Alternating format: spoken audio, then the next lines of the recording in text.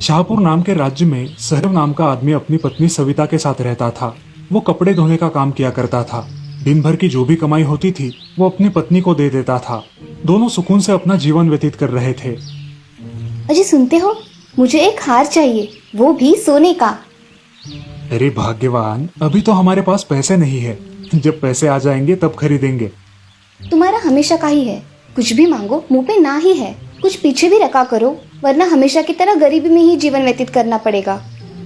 हाँ ठीक है ना, अब बस भी करो। अगले दिन सहदेव कपड़े उठाकर धोने के लिए चला जाता है। यहाँ उसकी पत्नी सिर्फ हार के बारे में ही सोचती रहती है। क्या करूं जिससे मुझे सोने का हार मिले। एक दिन वो जंगल में कुछ फल लेने के लिए जाती है। तब वो नदी के किनारे एक सुनहरे मेंढक को जाली में बंधा हुआ देखती है। वो उस मेंढक के पास जाती है। समिता, मैं इधर हूँ। हाँ, कौन है? तुम बोल सकते हो? हाँ सविता, मैं बोल सकता हूँ। मैं एक जादुई मेंढक हूँ। इन मछुआरों ने मुझे यहाँ बंदी बनाकर रखा है। सविता, कृपा करके मुझे बचा लो। मैं तुम्हारी कोई भी 3 इच्छाएं पूरी करूँगा। क्या मैं जो भी मांगू वो इच्छा पूरी हो जाएगी?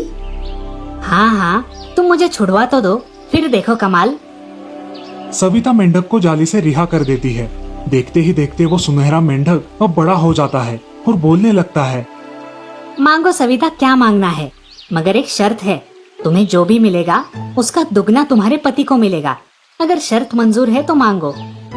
मुझे इस दुनिया में सबसे ज्यादा खूबसूरत दिखना है। मुझसे ज्यादा खूबसूरत इस दुनिया में और कोई ना हो।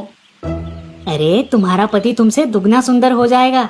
उसके पीछे सारी औरतें लग जाएंगी। हाँ, होने दो, क्योंकि मैं अकेली ही इतनी सुंदर रहूंगी तो मेरा पति मेरा ही रहेगा। वो किसी और को क्यों देखेगा? उसकी तेज अकल देख मेंढक खुश हो जाता है।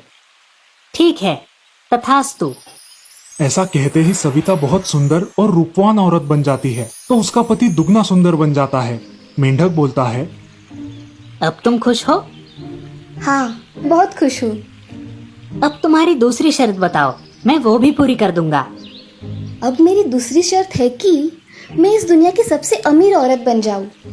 फिर से बोल रहा हूँ, तुमसे ज्यादा अमीर तुम्हारा पति बन जाएगा। जो भी मेरा है वो उनका है और जो उनका है वो मेरा है, तो आप उसकी चिंता मत करो। तथास्तु। सविता बहुत अमीर बन गई थी और उसका पति उससे दुगना अमीर बन गया था। अब खुश हो तुम? हाँ सुनहरे मेंढक, मैं बहुत खुश हूँ। अब तुम्हारी तीसरी शर्त मांग लो। सोच समझ कर मांगना। अब ये तीसरी और आखिरी शर्त है। मैं चाहती हूँ कि मेरे जीवन में मुझे एक ऐसा हीरा मिले जो कि सिर्फ मेरा हो, वो मेरे पति को ना मिले। ऐसा तो नहीं हो सकता कि तुम्हें मिले और तुम्हारे पति को ना मिले। तुम कोई दूसरा वरदान मांग लो। तो ठीक है, आपको मैं जब भी पुकारूं आप मेरे सामने आ जाना। ठीक है, तथास्तु। सविता अब घर चली जाती है और अपने घर को बहुत बड़े घर में परिवर्तित देख खुश हो जाती है। अब उसका पति भी इतना सुंदर हो गया था कि वो उसे देखती ही रह गई। अरे ये सब कैसे हुआ? हम ऐसे इतने जल्दी अमीर कैसे हो गए? और मैं इतना सुंदर कैसे बन गया?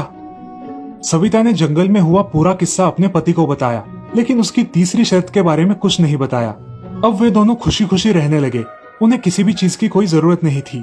वो गरीब लोगों की मदद करने लगे, लेकिन उनके जीवन में एक समस्या थी।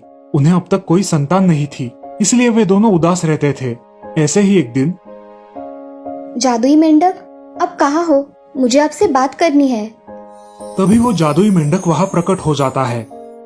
बोलो सविता, क्या बात है? तुमने मुझे बुलाया?